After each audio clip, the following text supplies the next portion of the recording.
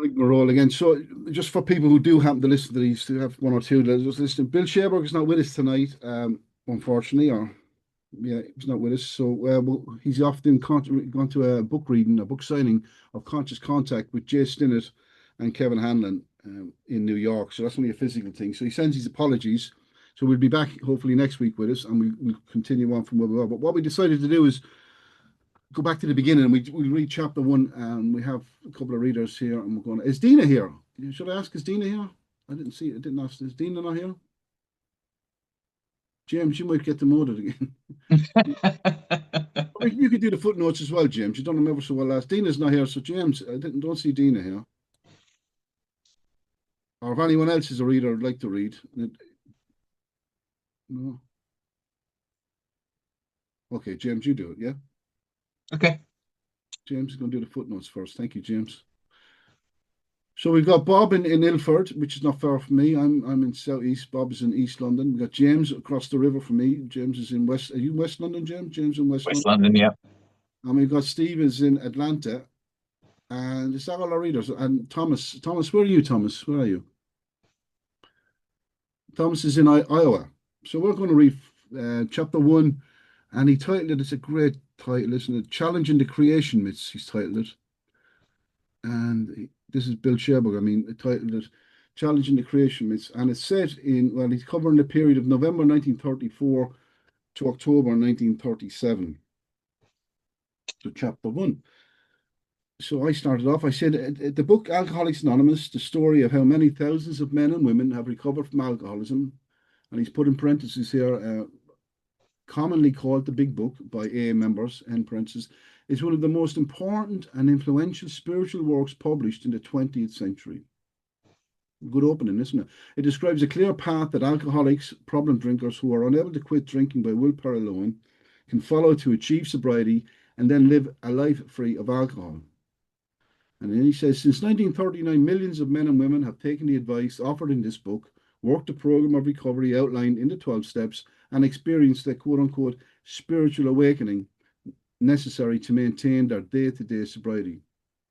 It is an amazing book for what it says, but even more so for the profoundly positive, life changing impact it has had on millions of alcoholics and on the families and communities to which they returned with a newfound purpose of being, quote, useful to others, end quote.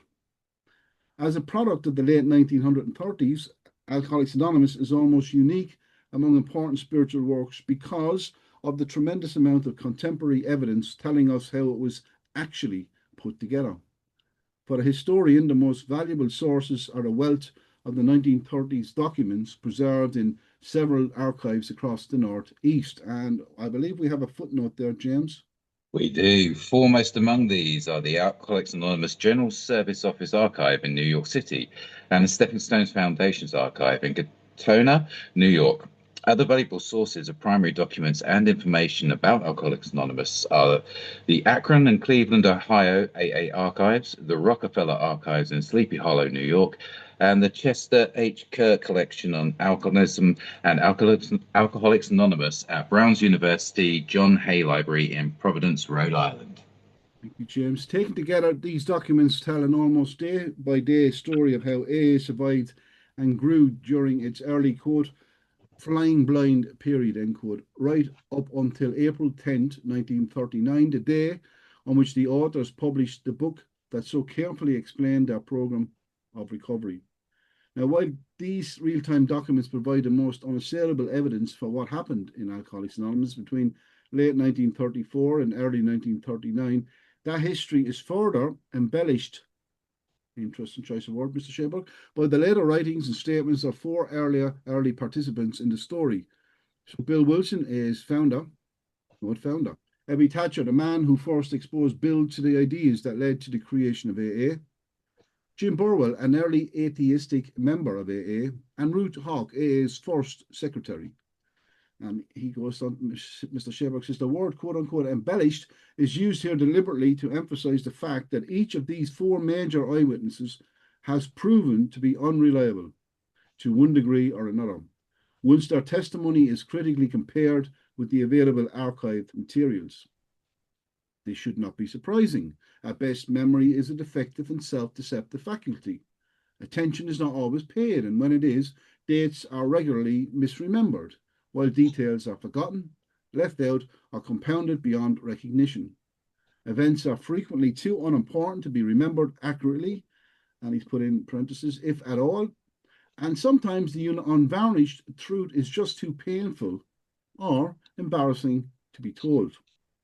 And perhaps most of all, in relation to this present history, there is the human tendency to modify memories so that they more positively reflect later realities. We seem to naturally need to create a smooth story that neatly fits, quote unquote, what happened into, quote, where we are now, end quote. This frequent lack of accuracy is found not only among these four most prominent early narrators, but also in the later recollections of other early A members. This is not meant to impugn everything that was said at some distance from the actual events, but knowing how defective and creative memory can be demands that we check and, if possible, correct those errors by comparing them with the more reliable, more believable evidence provided by contemporary documentation. In short, any portrayal of the big book's history that relies solely on AA's well-worn stories is doomed to tell an inaccurate tale. In contrast, the history presented here is, whenever possible, parentheses state, but alas, lacking sufficient sources, not always, in parentheses, based on a critical reading and judicious collation of contemporary evidence rather than later recollections. As such, the story that emerges frequently contradicts the memory-based recollections that have assumed such a dominant place in AA's popularly accepted history. I think we should underline that. However uncomfortable this may be for some devoted AA readers, what follows here is definitely much closer to, quote, what really happened, end quote. And we have in parentheses, the historian's ever elusive goal, end parentheses, than to many of those later, more familiar stories. And the first subheading is Bill Wilson, a consummate storyteller. And we've got Steve in Atlanta. All right, thanks, David. The primary revelation from this kind of critical research and investigation is that Bill Wilson, the man who contributed more factual information than anyone else to the traditional story of AA, was by far the worst offender when it came to accuracy regarding that early history. This may sound harsh to Wilson's many worshipful admirers in the Fellowship of Alcoholics Anonymous, but is an undeniable fact, as will be shown repeatedly in the pages that follow. Wilson's divergence from the truth was so common and so pervasive that it can only be compared to a dark cloud looming over any attempt to write an accurate history of AA's early years, obscuring and even falsifying what happened at several key points in the story. Bill was a consummate storyteller, and his stories were, almost always, liberal simplifications of the facts. Many of them, on closer examination, exhibit a casual and even blatant disregard for anything approaching historical accuracy. On one level, this is understandable. Facts are messy things, and they beg to be tidied up so that people can make sense of the story being told without having to travel down too many distracting byways. A good story needs to be simple, straightforward, and dramatic. Bill was a master of this. But there are times, important times, when he went far beyond anything that might be characterized as, quote, poetic license, close quote, or simply, quote, tidying up the story, close quote.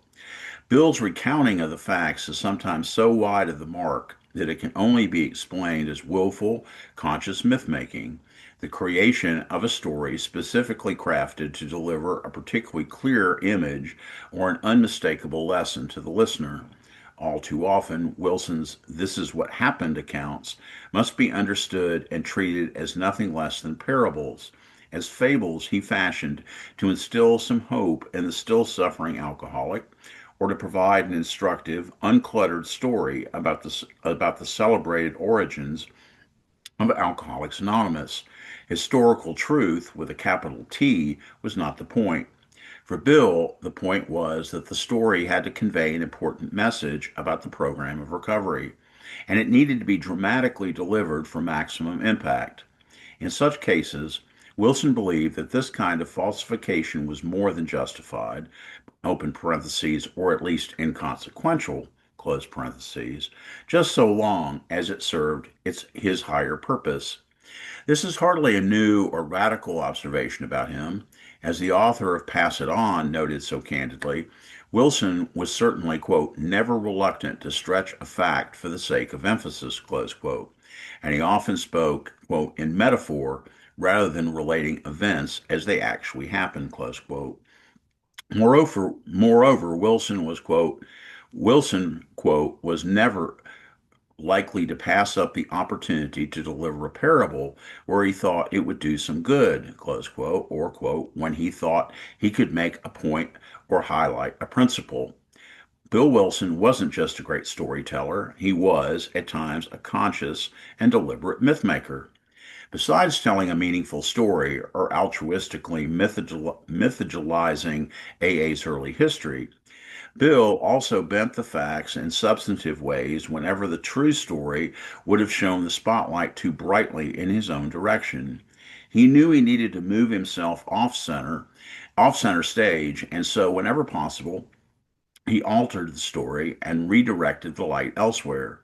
As AA grew and his contribution became more widely known, Wilson became increasingly aware of the need to curb his natural tendencies towards grandiosity and to somehow temper the constant adulation that increasingly came his way as the founder of the movement, i.e., as the man who saved my life. Bill regularly sidestepped these ego traps by modifying the facts, changing the stories in ways that deflected attention away from himself. As time went on, Wilson routinely gave liberal credit, in whole or in part, to other people for things that were actually his own accomplishments. Finally, many aspects of the true stories just did not make for comfortable retelling once Alcoholics Anonymous became a successful national institution. This was the case, for instance, concerning AA's early partnership with the Oxford Group, and especially the tenacity with which the Akron members clung to the group right up until the end of 1939 and even beyond that.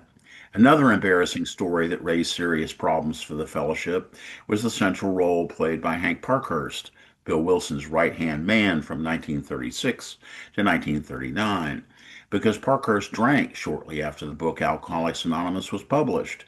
Whenever possible, mention of Hank and his contributions to the program were judiciously dropped from the stories told about those early years. These four persistent tendencies towards creative reporting, uncluttered storytelling, willful myth-making, deliberate self-deprecation, and the omission of uncomfortable facts, coupled with his notoriously bad memory for dates, meant that we should not blithely take anything Bill Wilson said at face value. To accept his stories and statements without the most rigorous kind of cross-examination would be the height of historical folly. At the same time, this is not to say that everything he said was somehow less than truthful. Bill frequently relates facts and events that are completely uncontaminated by these more creative tendencies. But given how often Wilson's version of the events is contradicted by other sources, it is always wise to weigh his pronouncements against the testimony of others, and most important, to evaluate them in relation to the available contemporary records. This caveat about Bill Wilson's reliability, however, in no way diminishes his towering stature in the history of 20th century spirituality, or in any way compromises the truly remarkable things he accomplished during his lifetime. Bill was a man of vision, a grand, universal, uplifting, deeply spiritual, life-saving vision. And the fact that he elected to tell uncluttered, instructive parables rather than historically accurate stories can hardly be held against him. Had he not done so, it is possible he would never have been successful in transforming his profound vision of widespread recovery into such a vibrant, spiritually enriching international reality, something that he most certainly did before his death in January 1971. And James, did you want to come in on the three footnotes we had there? Did you want to? Yeah.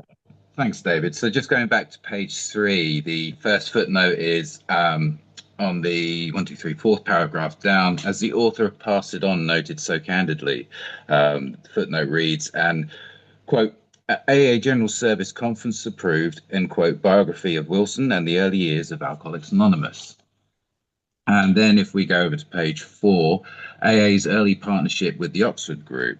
The Oxford Group was a 20th century religious fellowship, open parentheses, in the USA, largely Episcopalian, close parentheses, that tried to practice quote unquote first century Christianity. More details about the Oxford Group will be supplied later. And then on the second paragraph down on page 4, Bill Wilson was noted for his notoriously bad memory for dates. Ernest Kurtz, for instance, in his justly admired Not God, A History of Alcoholics Anonymous, frequently wrestles with Wilson's inaccuracies as he tries to understand what actually happened, and several of his anecdotes make explicit references to quote unquote Wilson's atrocious memory for dates and to his general lack of precision with facts. See especially on page 18 and 24 on paragraphs 18 and 24 on pages 329 and 330, respectively. Thank you, James. And now the next subheading is Ebby Thatcher's visit. Okay. A prime example of Wilson's creative myth-making can be seen in his version of the encounter considered to be one of the most pivotal moments in AA history. The hallowed story of Ebby Thatcher's visit to his Brooklyn home in late November 1934. Bill sat on one side of the kitchen table drinking gin, while his recently sober friend Ebby sat opposite him. Bill told the story of this meeting repeatedly throughout his sober life, but the most famous version of it appears in Bill's story, the first chapter he wrote for the book Alcoholics Anonymous. And the footnote reads, the story of Bill's early recovery was the only one any group ever wanted to hear when he was invited to speak. But with each telling, Wilson became increasingly bored with the endless repetition, and he began to refer to it sarcastically as, quote unquote, the bedtime story.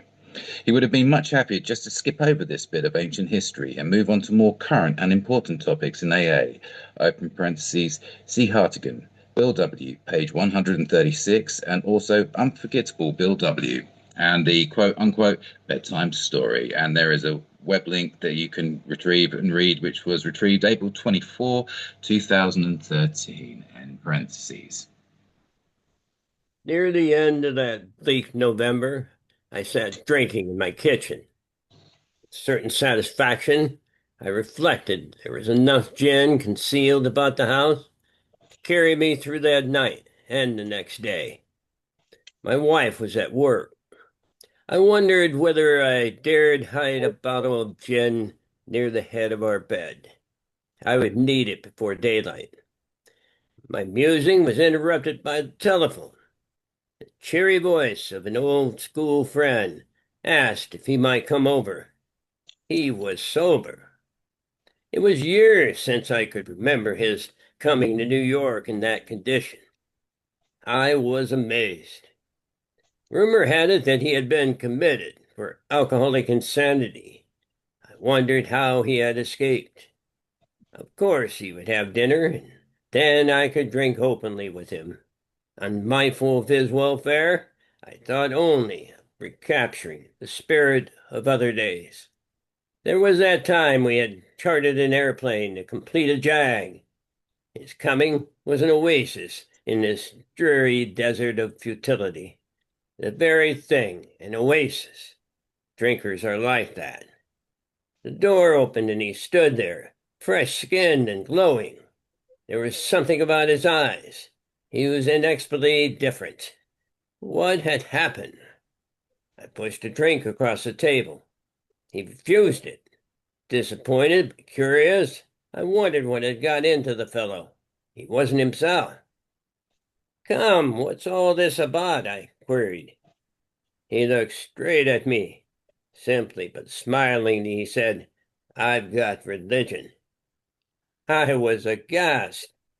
So that was it. Last summer an alcoholic crackpot. Now I suspected a little cracked about religion. He had that starry-eyed look. Yes, the old boy was on fire all right. Bless his heart, let him rant. Besides, my gin would last longer than his preaching. But he did no ranting. In a matter-of-fact way, He told how two men had appeared in court, persuading the judge to suspend his commitment. They had told of a simple religious idea and a practical program of action. That was 2 months ago, and the result was self-evident. It worked. He had come to pass his experience along to me, if I cared to have it. I was shocked, but interested. Certainly I was interested. I had to be, for I was hopeless. Literally millions of alcoholics have read this story and been inspired by its message of hope and the possibility that they too might recover. It is one of the most famous encounters in the history of Alcoholics Anonymous, a seminal founding moment of the fellowship. But Ebby Thatcher, the man who supposedly sat on the other side of the kitchen table, told a completely different version of that story, one so far removed from Bill Wilson's account that it's hard to believe they were talking about the same event. So I called him up one night, and I didn't get Bill, but I got Lois, his wife, and told her what had happened to me. Well, anyway, Lois said, "Why don't you come over to dinner some night?" And then she mentioned a date, and I said, "Fine." So that night I went over at 5:30, I guess, in the evening, and I rang the bell at 182 Clinton Street. The only person home was an old colored man named Green, whom I had known for years. He had been with the family, Lois's family, that is, and he said, "They're both out. Both Mrs. Wilson and Mr. Wilson are out, but come on in."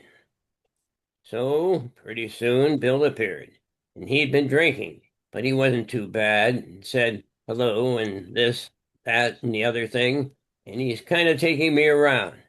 Then he made an excuse. He had to go out and get some ice cream, something else for supper, and, of course, I knew what he was going after. I understand. I've done it so many times myself.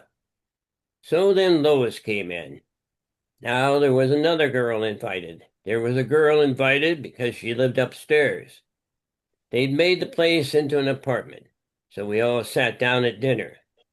And Bill's got a little garbled in the book about it being across the kitchen table, but it don't make any difference. The idea is there. Now we got dinner, and then we all moved upstairs.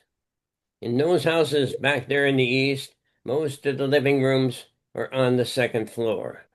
So we moved up to the second floor, and after a little hemming and hawing, Lois said, "Well, let's hear about yourself."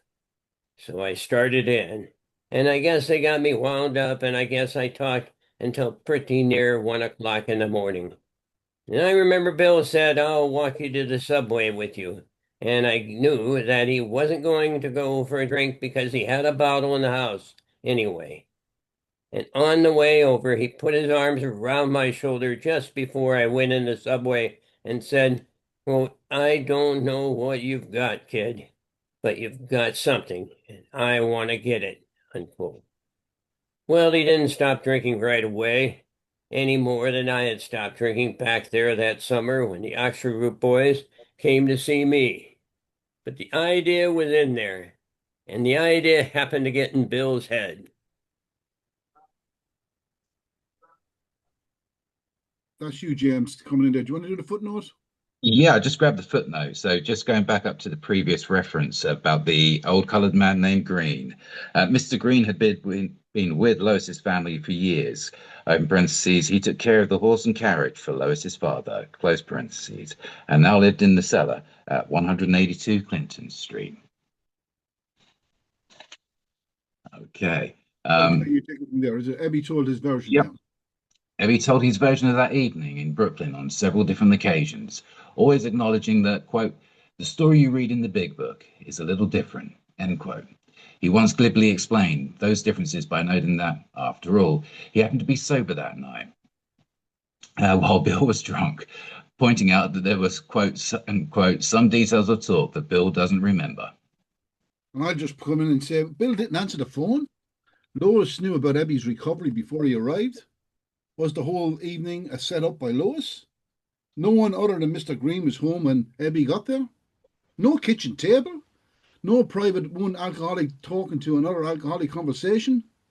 They all had dinner together and then went upstairs into the living room.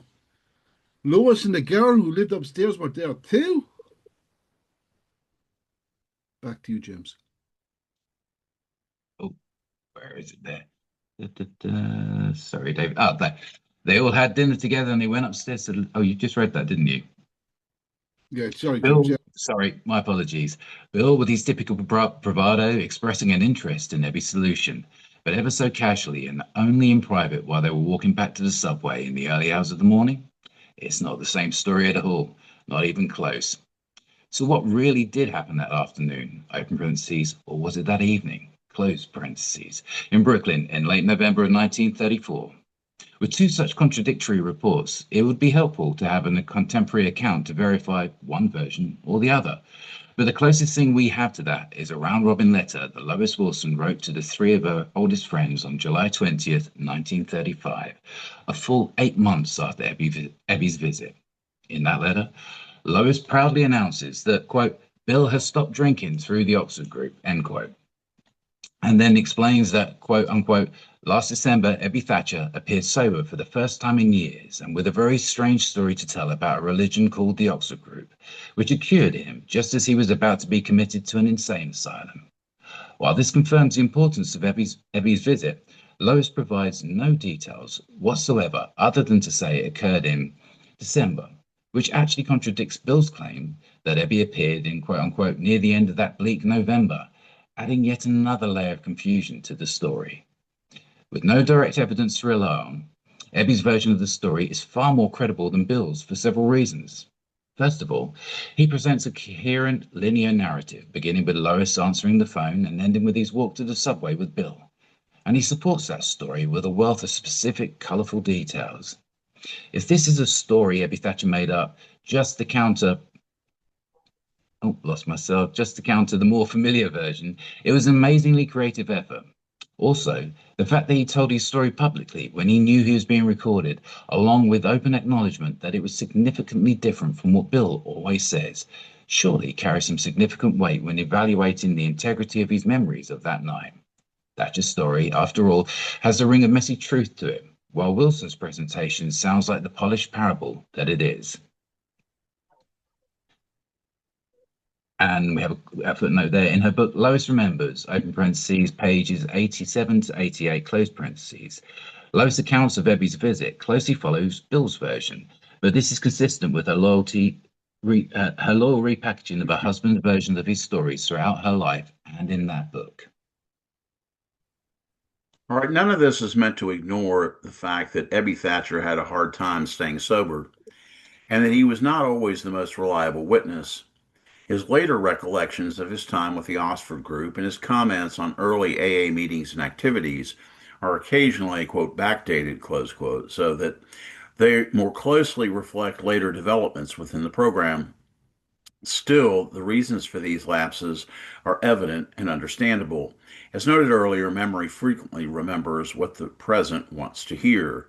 While the creation of a wildly fallacious story about that fateful meeting with Bill Wilson serves no useful purpose whatsoever.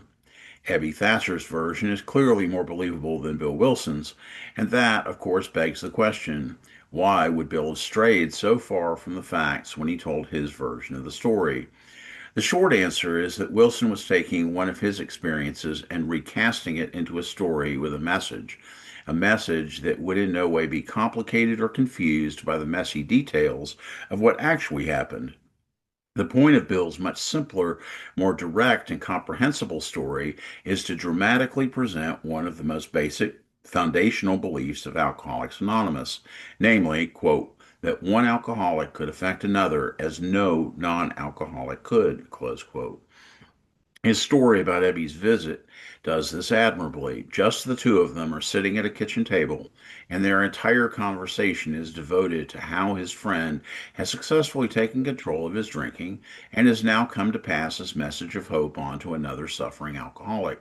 It was one drunk talking to another drunk, the only way that the message of recovery could have ever been delivered so effectively, so successfully.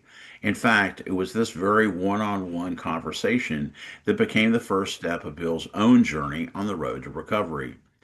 Wilson's version of the story is a parable, a mythic truth deeply embedded in his story of AA's origins, emphasizing the fact that it all started with one alcoholic talking to another alcoholic, personally delivering the message of potential sobriety. Bill told the story this way because it made the point that he made the point that he wanted to make. In such cases, the actual facts are distinctly secondary to properly packaging and selling the concepts. Wilson had no problem justifying the creation of this much simplified story because doing so served his higher purpose. Even as he offered his alternate version, Ebby acknowledged that higher purpose, noting that the differences between his memory of that night and Bill's later recollections didn't really, quote, make any difference, close quote, because, quote, the idea is there, close quote, and the principle of the thing is the same. And indeed, as far as Bill Wilson was concerned, it was the idea and the principle of the thing that were far more important than any jumbled collection of the facts. Wilson's story had drama and impact, delivering an unmistakable message of hope. Thatcher's did not. And the next subheading is Bill's first meeting with Dr. Bob. And we're going to East London to Bob. Thanks, David. A few weeks after Ebby's visit, Bill found himself back in hospital, laid low by his alcoholism for the last time. While there, he had a profound white light experience that transformed his life, and he never drank again. Unemployed and virtually unemployable because of his drunken past, Wilson spent the next 5 months diligently trying to help other alcoholics stop drinking. But all his efforts to pass along the message and the method of his own recovery were a complete failure. A business opportunity arose and he went to Akron, Ohio to organize a proxy fight that, if successful, would have made him president of the National Rubber Machinery Company. But things did not go according to plan, and the situation became tremendously stressful for him. So much that one night he found himself severely tempted by alcohol. Fearing that he would drink unless he took some positive action to stay sober, he made several phone calls in search of a local drunk to help.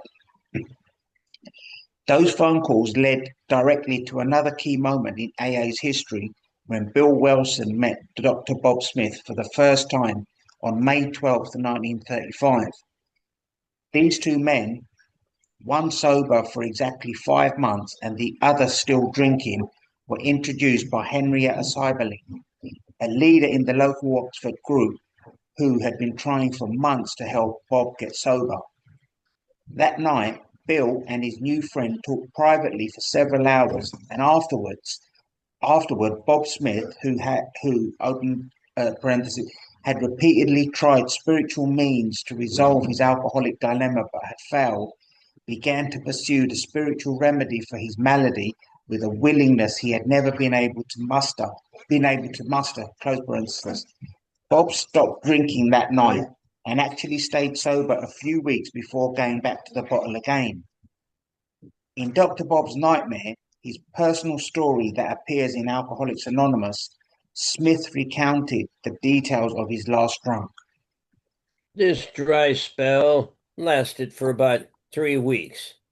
Then I went to Atlantic City to attend several days' meeting of a national society of which I was a member.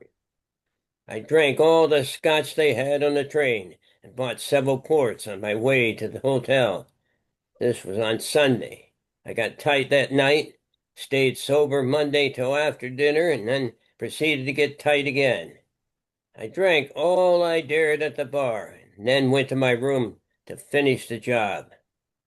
Tuesday I started in the morning, getting well organized by noon.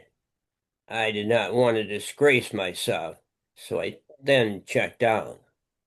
I bought some more liquor on the way to the depot. I had to wait some time for the train. I remember nothing then on till I woke up at a friend's house in a town near home. These good people notified my wife, who sent my newly made friend over to get me. He came and got me home and to bed, gave me a few drinks that night, and one bottle of beer the next morning.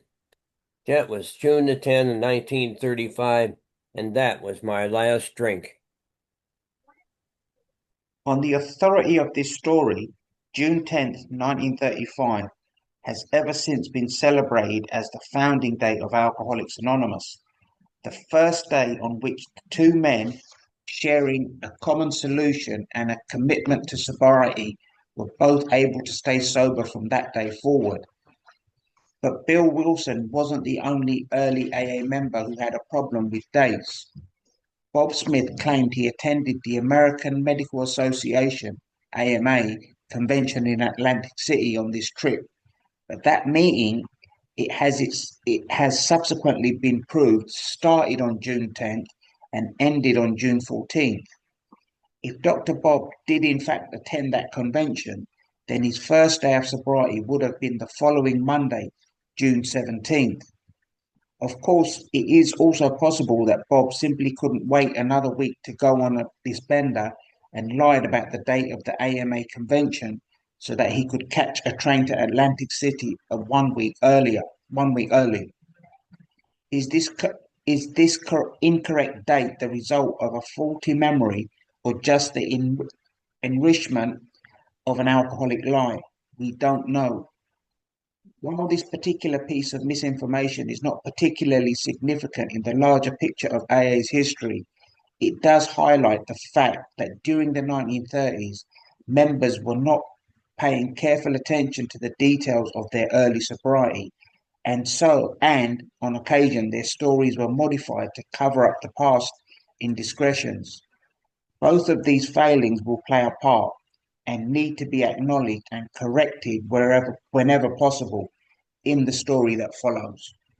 Bob, and we're going to A number 3 and a quote, flying blind, and quote period, Steve. Back in Ohio, Dr. Bob Smith got sober for the last time, and the two men frantically set to work trying to save alcoholics, believing that the best way to preserve their own sobriety was to try to help others who suffered from the same problem. According to Wilson, they began by visiting local hospitals looking for likely candidates. In their very first case, a desperate one, recovered immediately and became AA number 3. He never had another drink. Once again, Wilson is myth-making. This number 3 AA member was not the very first case they actually worked with after Smith got sober. In fact, there had been at least 2 other dramatic failures before their first success. A Dr. McKay and Eddie Riley, quote, open parentheses, the man who famously threatened to kill Dr. Bob's wife Anne while chasing her around the house with a knife. Close parentheses, Bill's claim that this new member was the very first case they worked on and that he recovered immediately and never had another drink is another parable, one that presents at least 3 of AA's cherished ideals: the necessity of working with others, the fact that this newfound way of attaining sobriety could actually be passed on from one alcoholic to another, and, perhaps most important, that their new method could result in permanent sobriety. The point of Bill's story is that what happened to him and then to Dr. Bob Smith wasn't just a fluke. It was something significant, revolutionary, and most important, repeatable. Offering a more historically accurate account would have been irrelevant to the message Bill was trying to deliver and would only have obscured the essential points he was trying to make. Bill stayed in Akron for 4 months, working with Dr. Bob and another number of other drunks, but primarily carrying on his proxy fight, a battle he eventually lost. He returned to New York in late August 1935 without a job and little hope of finding one, leaving him ample time to continue his work with alcoholics. The following month, Bill had his first success in New York when Hank Parkhurst left Towns Hospital and stayed sober. Over the next 2 years, several other recoveries followed, but they were accomplished by a long list of failures. Meanwhile, still sober in Ohio, Dr. Bob was preaching the message of recovery to hospitalized drunks in Akron with significantly more success than Bill was having in New York City. The two men communicated with some regularity about their successes and failures via letters, telegrams, phone calls, and during Wilson's infrequent visits to Akron. The fellowship of recovered drunks was small, but their number was growing slowly and steadily. Wilson later characterized the time from the beginning of his own sobriety, December 1934, to the publication of the book Alcoholics Anonymous, April 1939, as the quote, flying blind period, close quote, a time when the leadership and the members of the AA fellowship were evolving their program of recovery using what can only be called a trial and error method. Wilson's point was that before the book was published, there was no concrete formulation of their program of recovery, and most especially, there were no clear, articulated 12 steps that drinkers could follow as a roadmap for getting and staying sober. And finally, this last subsection in the chapter is the Oxford group. But to think the fellowship was really just flying blind during this period presents an inaccurate picture of what was happening. While it is certainly true that this was a period of real uncertainty about what did and what did not work, one that involved ongoing experiments with their methods for staying sober, the groups in Akron and New York were in fact following a formula that they had adopted almost wholesale from the Oxford group, an approach they soon began to modify and change in a number of different ways to suit their own particular needs. Contrary to popular belief, Bill Wilson was committed to the Oxford Group's approach to religion throughout the first 2 years of his sobriety. He attended their meetings, parentheses states sometimes these were called quote unquote house parties, end parentheses, witnessed about his personal experiences, participated in group quote unquote guidance sessions, and generally followed the Oxford Group's recommendations on how to live a life based on the four absolutes. There's our absolute honesty, purity, unselfishness, and love, and the directions that he received directly from God during his quote unquote quiet time sessions. Bob Smith and his Akron group were even more immersed in the local Oxford group, and they continued to be deeply committed to both its practices and its core beliefs, and parentheses state here, including an ongoing entanglement with many non-alcoholic group members, end parentheses, for much longer than Bill Wilson. In fact, Smith, that's Dr. Bob Smith, and the Akron Alcoholics did not formally break with the Oxford Group until December 1939, a full 2.5 years after Wilson had officially severed his ties with the group in New York City. The Oxford Group, founded in 1921 by Frank Buchman, described itself as a 4th century Christian fellowship, and that is a pre-dogmatic, pre-organizational religious group that endeavored to follow the most basic of Jesus's commandments, that they love one another. They had no formal membership, no dues, no hierarchy, no churches, no paid leaders, and no new theological creed. It was instead a loose confederation of friends who identified themselves as having, quote, surrendered their lives to God, end quote, in order, quote, to lead a spiritual life under his guidance, end quote, and to carry, quote, carry their message so that others could do the same. This did not mean, however, that it had no prescribed beliefs or actions. The Oxford Group professed a moral code based on the four absolutes and recommended a daily morning period of quiet time in which all its members should seek to discover God's personal guidance for them, insights that would then govern their thoughts and actions throughout the coming day. And parentheses state here, the validity of this guidance was to be tested or quote unquote checked against the four absolutes, and also on occasion was to be reviewed by another member, end of the parentheses.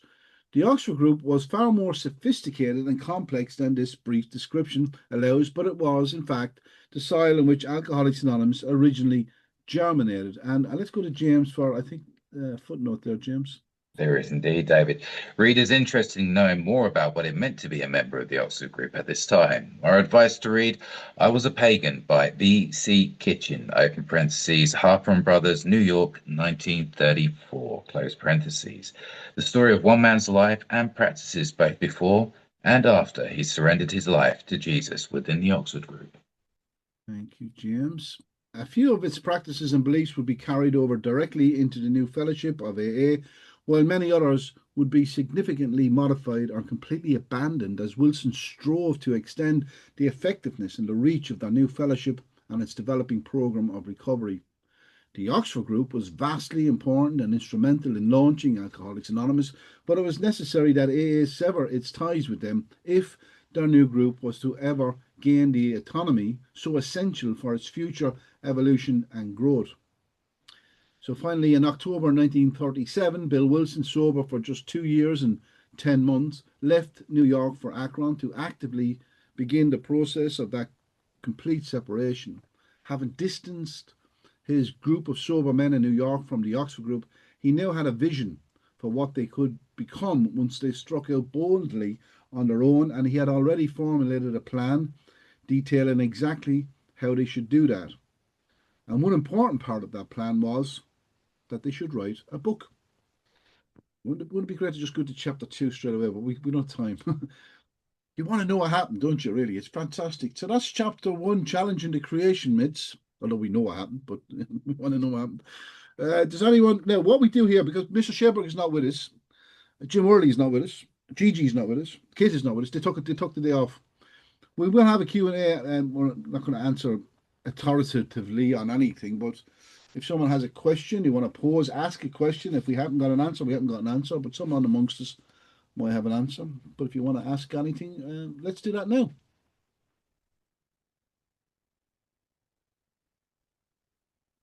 And then there was silence. Oh, good man, Bob. Yeah, Bob, grateful alcoholic. It's a bit of a dilemma for you. If this is a program of honesty, when taking people through the big book, should you go with what the big book says, or go with what we know now is correct? It's quite a good question, isn't it, really? And this is probably, we're going to have a discussion about this, but my personal take on it is, initially I was a bit taken aback, to be honest with you. I was initially taken aback. But when I read it from the point of view of what Wilson was trying to do, he was trying to get the message across. So he's not deliberately lying to mislead me down the garden path. He's trying to get the truth. He's trying to help me see the truth where alcohol is concerned. I think the problem I have, Bob, is that the message it keeps being told as a lie. For example, I don't care what day they choose for the beginning of AA. They can choose February 9th. I don't know what day. They can choose any day, as long as they recognize that it's a symbolic date. Not to be saying it's a factual date, that's the problem I have with it. Hopefully that, yeah, thanks, Bob. Anyone else can come back in and listen. I'm just sharing my experience and what I think. I'm not knocking. I'm just sharing what I think, and it's not factual. It's my fact, but it's not factual to anyone else. Really, you don't have to believe it.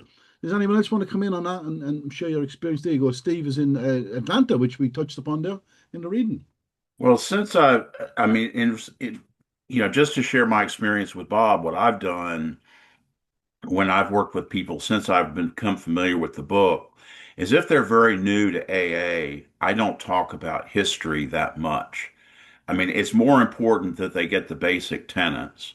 Now, if I'm working with somebody who's going back through the book again or is a little bit more advanced, then we talk a little bit about the history and I refer them to this book. I mean, I think if I had if I had somebody that was brand new and I said, oh, by the way, I wanted you to read the first 164 pages of the book and we're going to discuss it and go through it. And then I've got this other 800-page book over here that I need you to go through that's going to teach you a little bit more of the factual detail of it. I would lose a whole lot of people and risk, I think, getting them sober. So I think it's a matter of timing. But I'm with David. I don't like the idea of perpetuating some of these myths in a way that they are truths.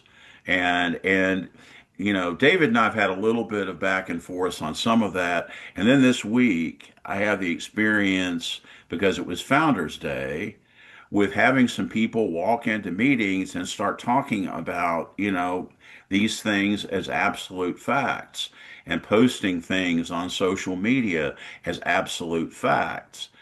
hey, this was the day that the first AA meeting was held, which is absolutely wrong. But I mean, think just things like that. So that is what I don't like. I don't like the perpetuation, like David, kind of alluded to that some of these things are true. But that I don't know whether Bob that's helpful in terms of what I've done, but that's been my approach. And you're getting the thumbs up from Bob across the pond there. Bob, did you want to come back on that? That was good. No, thanks, Bob. Good to see you, Bob. Bob's a good, strong member over there in East London. Does anyone want to come in on that? I think that's fantastic what Steve just said there. Listen, I really do get that gets on my so-called, it really does torment me.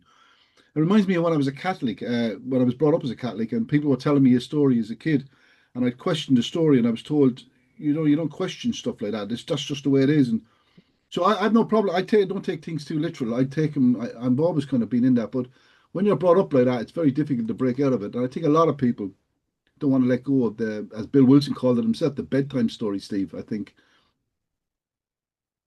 yeah.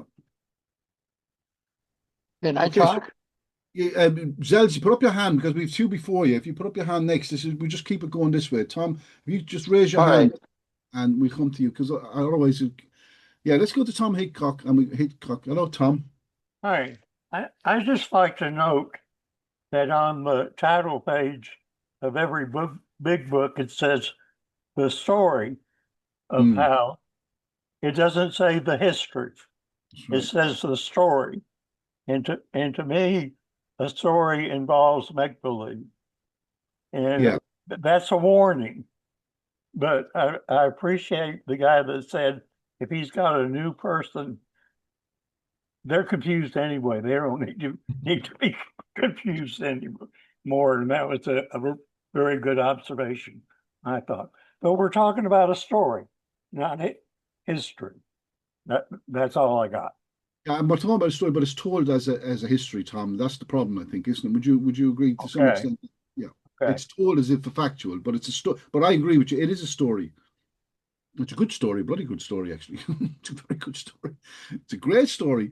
And the more I learn about it, the better it is, I think. Zels, we will come to you. You might be able to raise your hand, but we will come to you. James is in before you, though. James?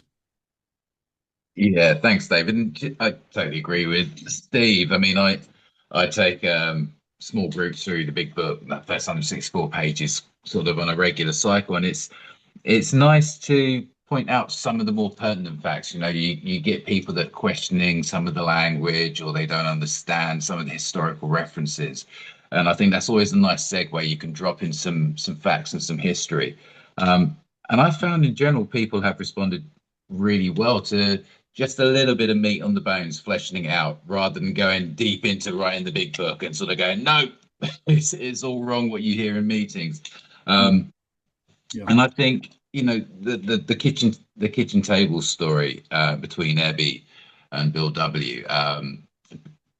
After attending this group before, I sort of found the recordings because amazing information put in the chat and the discussions after we do the readings, and hearing Bill W. talk about that event and then listen to another sort of recording of him talking again, it's ever so slightly different.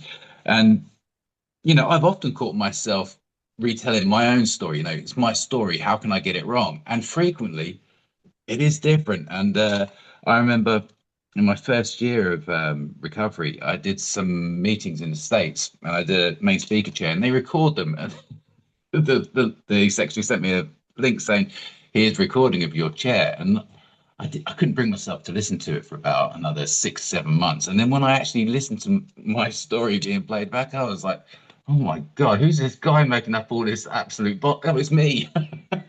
So I can see how you do, round things up to make Yes. it a better story, to get the message across. But I think, as Steve said, once people have got a handle, they've been through the steps or they've read the book a couple of times and they want to touch on it. There's something that for me was really magical about putting more flesh on the bones about who these characters were, how they lived, and their story, what happened to them, rather than just a couple of references or a 12 page at the back of the book. So yeah, I think it's time and place. But yeah, Yeah, that's and just all I got. And just to read this again, I'm going to go to you in a second. Just to read this again on page 3, it's only 3 lines, but what James was just saying. Historical truth with a capital T was not the point, Schaberg says here. He said, and this is brilliant. I just love the way he put this across. He says, for Bill Wilson, the point was that the story had to convey an important message about the program of recovery. And he says, and it needed to be dramatically delivered for maximum impact. In such cases, Bill Wilson believed that this kind of falsification was more than justified, or at least inconsequential. And here's the last part. He says, just so long as it served his higher purpose, which is to help another alcoholic. Right at this point, this is the vision. And Schaberg done a fantastic presentation on this on his YouTube channel.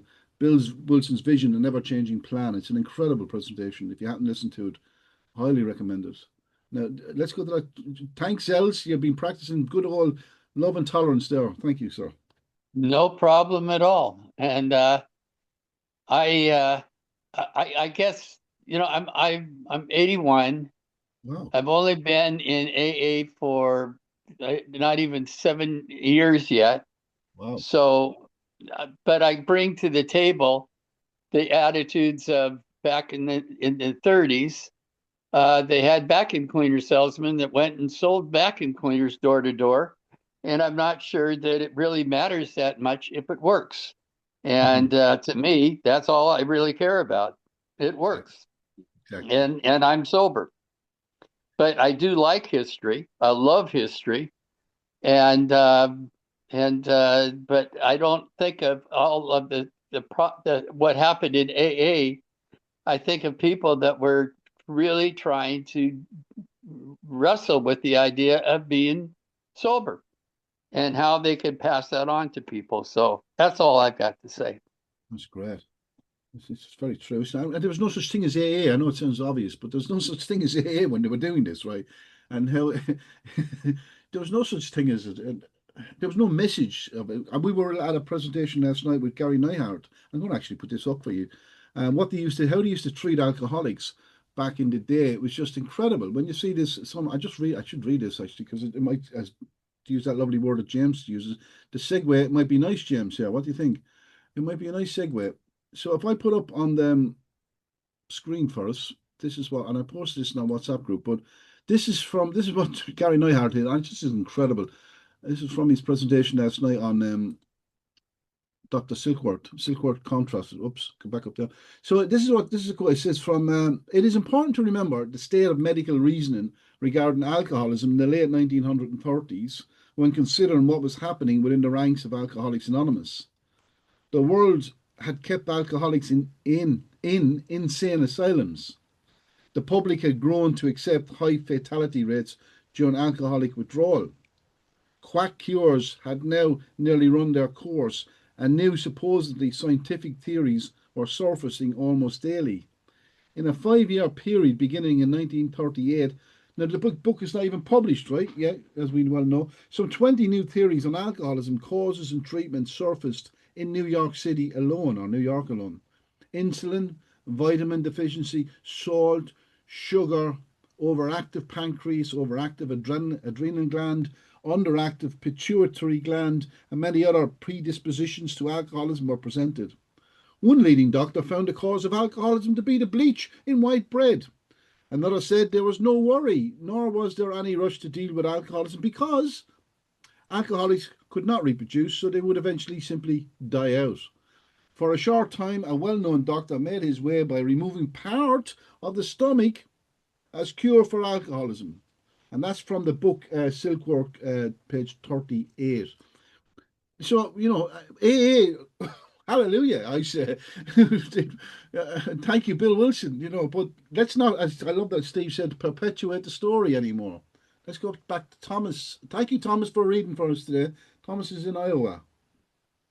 Thank you, David. I have to, we used to have a lot of conversations about this with my sponsor, and he says, when these people were hanging together, 1935 to 1939, they didn't have a book. They didn't have the 12 steps.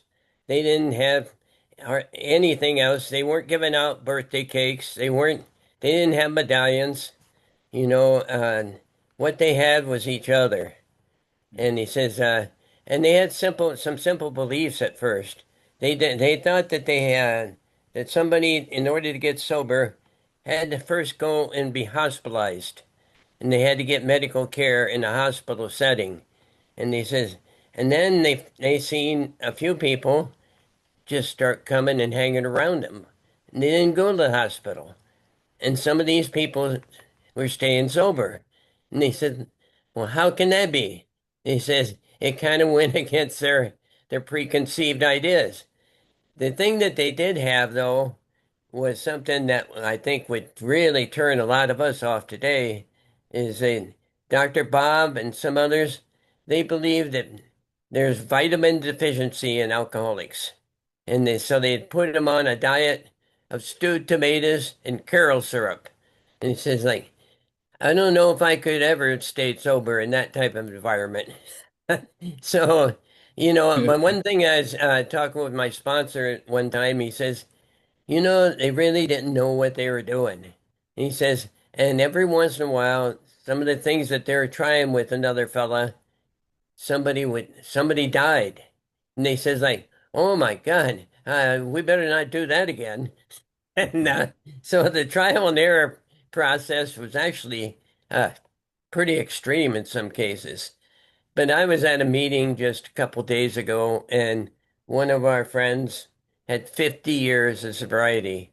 And it's actually like I think the third person in our group that has gotten to that point. He passed around a medallion that they presented to him, and I just was amazed at this medallion. I mean, it was just fabulous, really. I mean, and on the reverse side, it had the guy's full name and his sobriety date. Uh, I wouldn't even, I wouldn't even want to guess how much something like that cost. But they never even thought of doing anything like that when they were just trying to hang together and stay sober back in the late 30s. All they had was each other, and they didn't really even have a program. They just knew that they needed to hang together and they needed to support each other. And I think Ernie Kurtz wrote one time that he says, AA, he doubted that AA could have ever have evolved in another place and in another time because it was the Great Depression. Nobody had anything. There wasn't anything to hold over somebody else's head. They were all in the same boat, and they needed to hang together or they're going to hang separately. But I think there's a lot of good points to be made, and I like that Bill Shaberg started the book off with this. Thanks, David. Beautiful, Tom. Well said. Thank you. Does anyone else like to come in on anything? No. Joe, did you want to come in? Are you trying to unmute yourself? Or are you just? Oh, there we go. Yeah. Yeah, my first sponsor had electric shock treatments, and he came in the 1960s.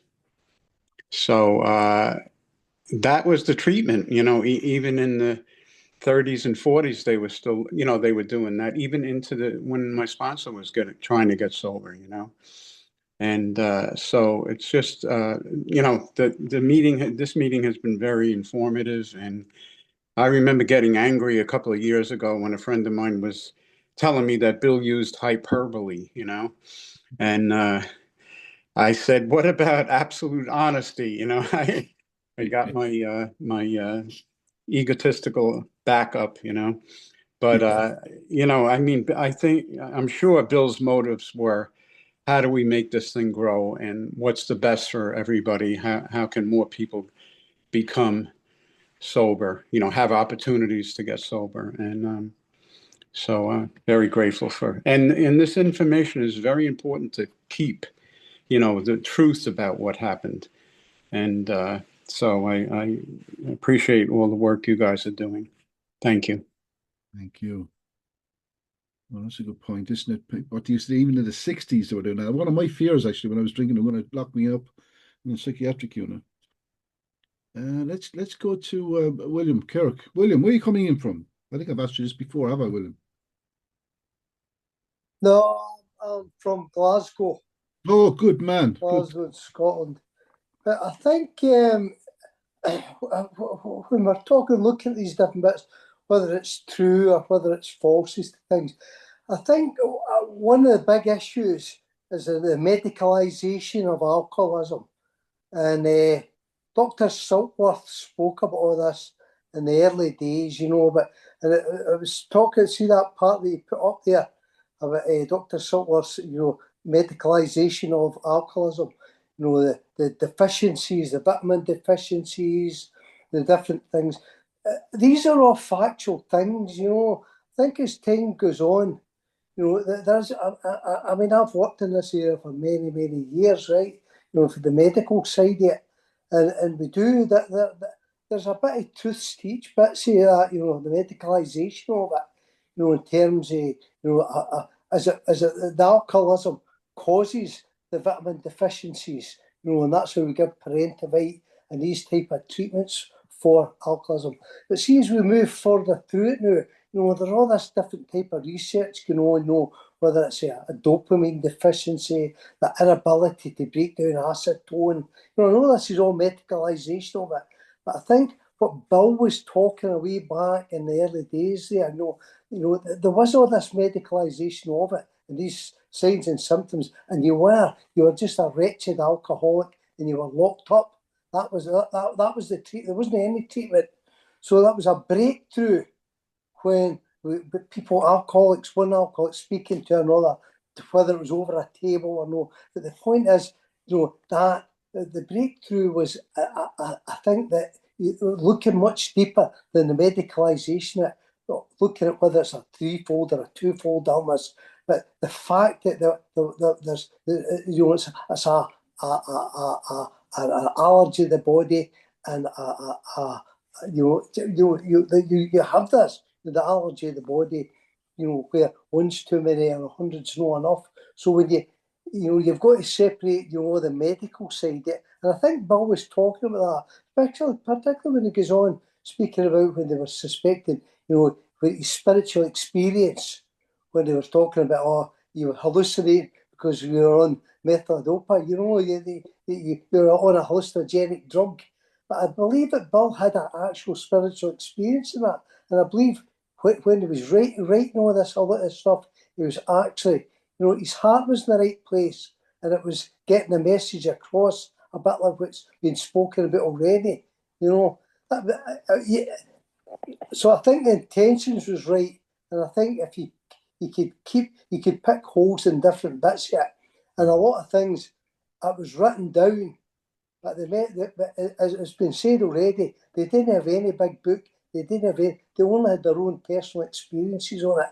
And I know when I'm doing this year, my personal experiences, they differ depending when I think back in the different things that's happened. And I think it's applying the programme, the honesty and the absolutes are important in it. And way back to the Oxford group, where, and they had to break that down, because if you looked at just the Oxford group, then you had to confess Jesus Christ as Lord and Saviour. You had to make that commitment.